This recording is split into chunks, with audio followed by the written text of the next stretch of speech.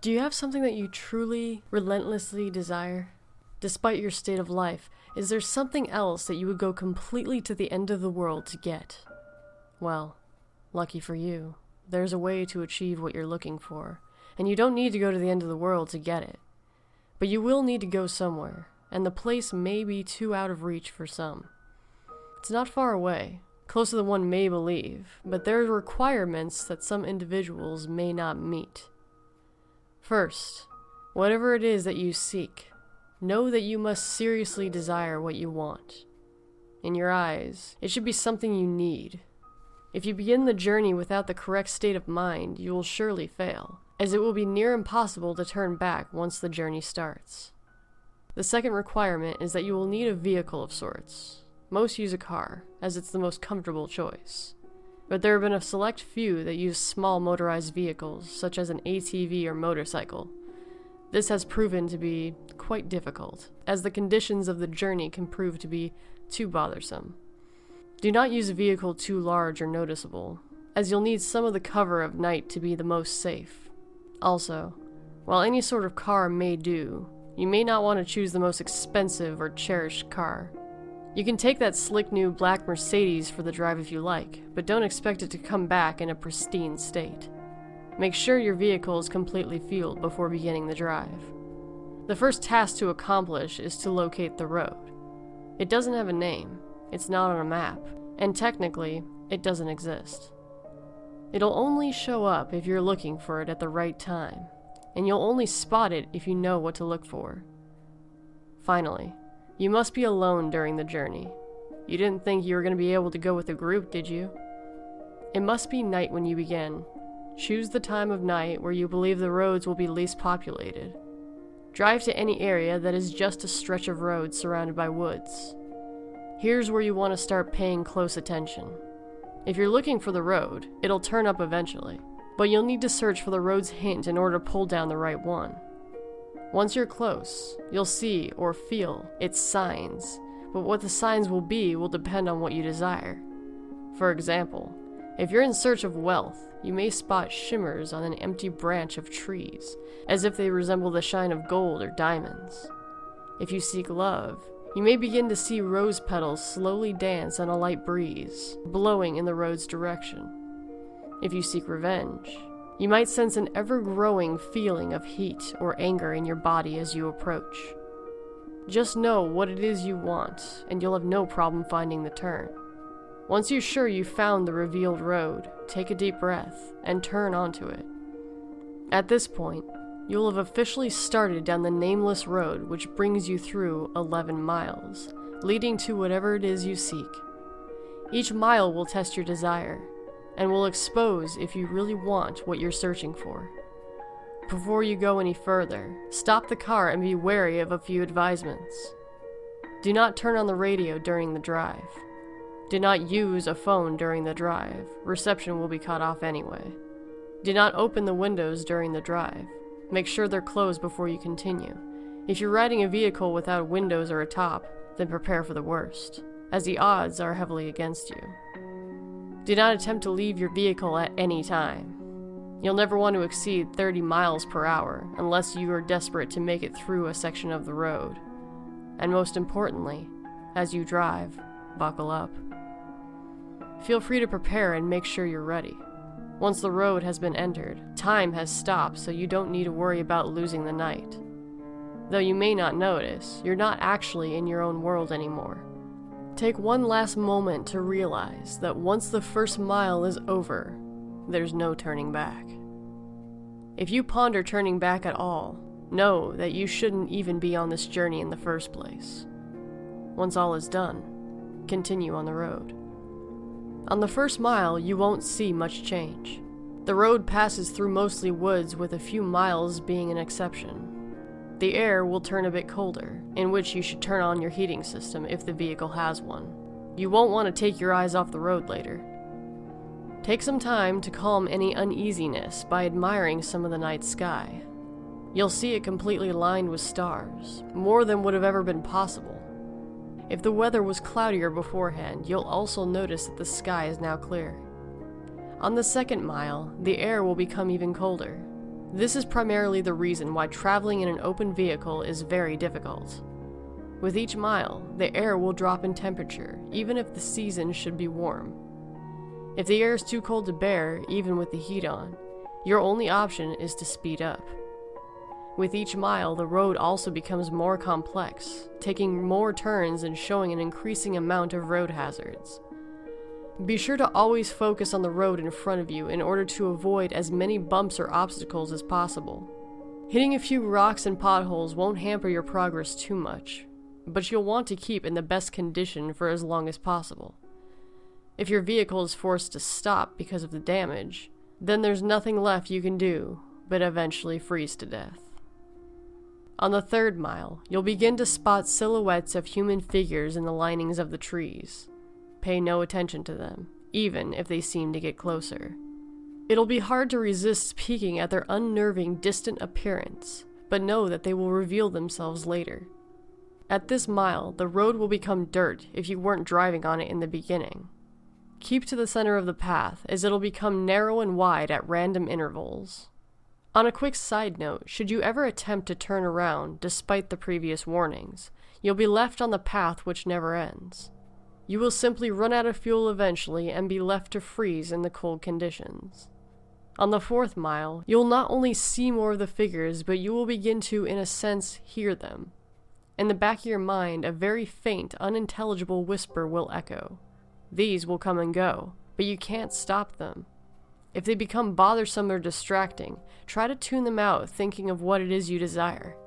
Attempting to listen and determine what the voices are saying will only attract them to you, and you want to be as far away from them as you can. They'll be closer later, so there's no use in bringing them near you this early. On the 5th mile, you will come to a clearing. The lining of trees to your left will disappear and reveal a lake with no end, with a beaming great moon over the water. The illumination from the moon will be so spectacular that the vehicle's headlights will no longer be required. Restrain yourself from gazing at it. If you look at its light for more than a few seconds, the road in front of you will end, throwing your vehicle into the water, in which you will freeze there in mere minutes. The voices will be gone for this mile. But don't rejoice yet, they'll be back. On the 6th mile, take into account that you are more than halfway done. Despite the progress, you may lose hope here. The stars will have disappeared at this point, leaving the sky an open black abyss. The clearing will have ended, leading you back into the woods. The only light you will have will be provided by your vehicle's headlights, but they will flicker from time to time, even if you're sure they're in perfect working order. If you have a radio in the vehicle, it'll turn on here automatically. If you didn't turn it off beforehand, it'll produce an overwhelming screech that will send you off the path.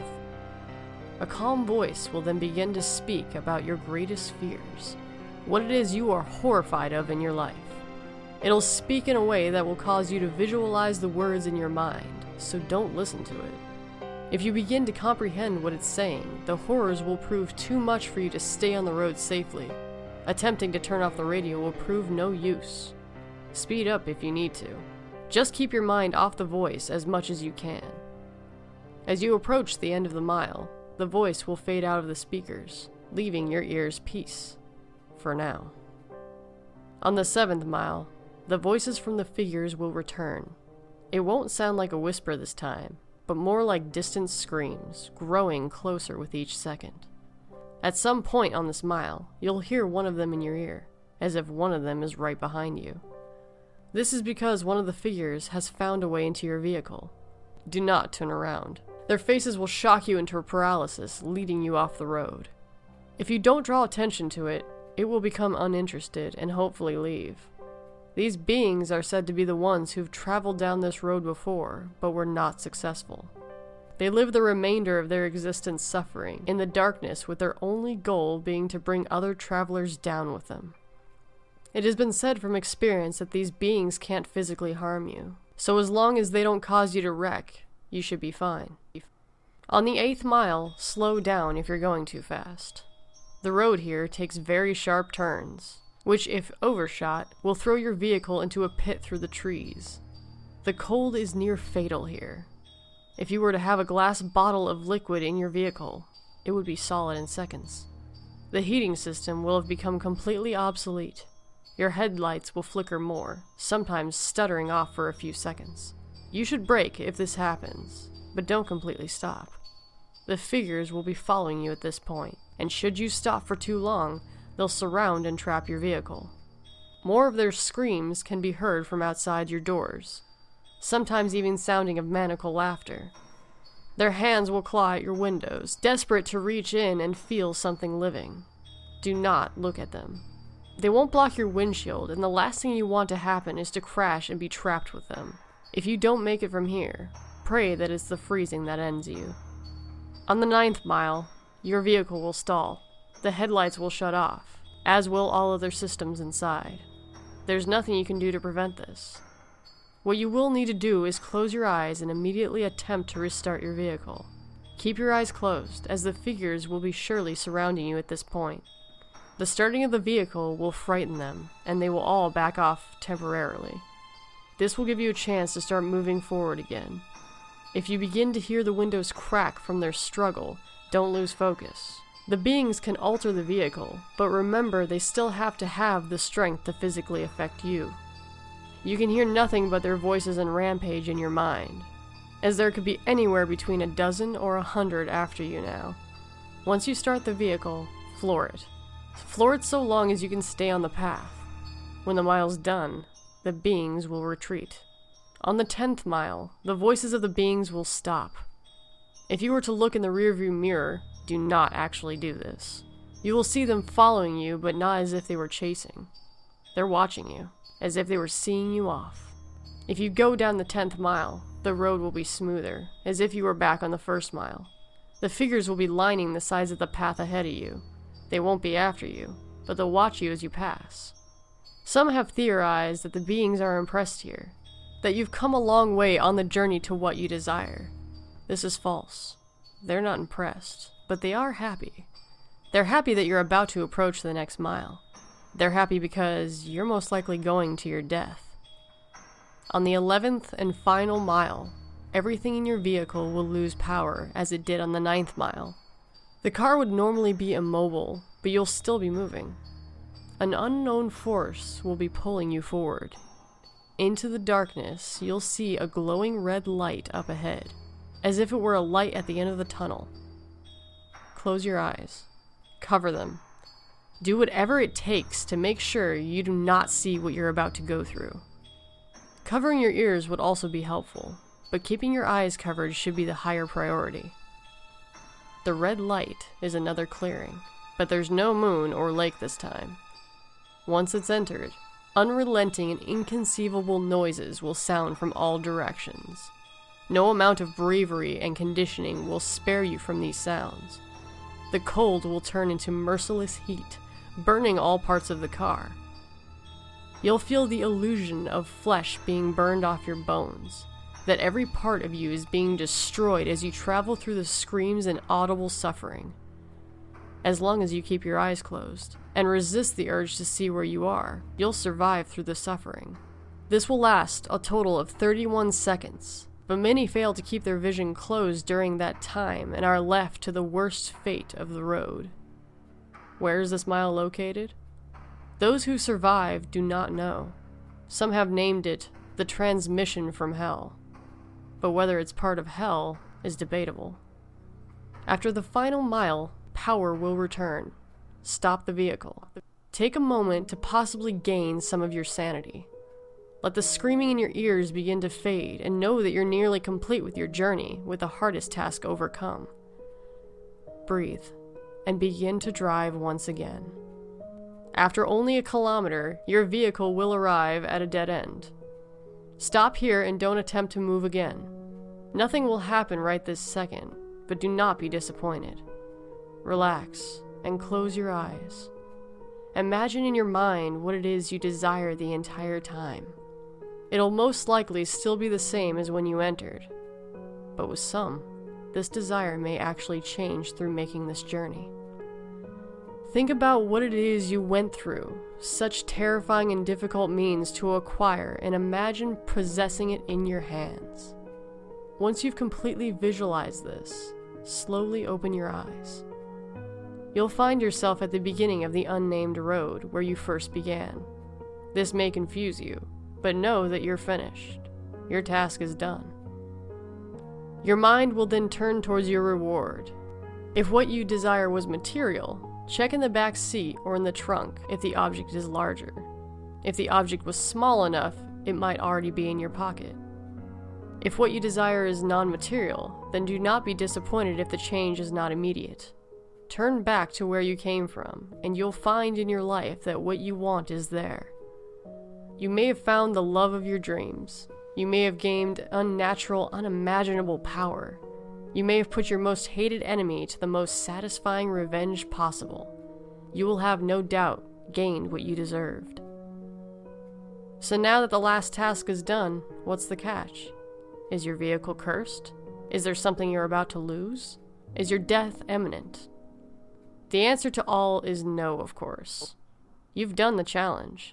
You've proved worthy of what you desire. As stated before, the sounds of the 11th mile will continue to exist in your mind, potentially causing you some vivid and unusual nightmares, but these should prove as nothing compared to what you've gained. Now, one last question. Is there something else you desire? Are you not yet satisfied? After all, you're right back where you started. The road is right in front of you. So are you up for another drive? If so, buckle up and just move forward.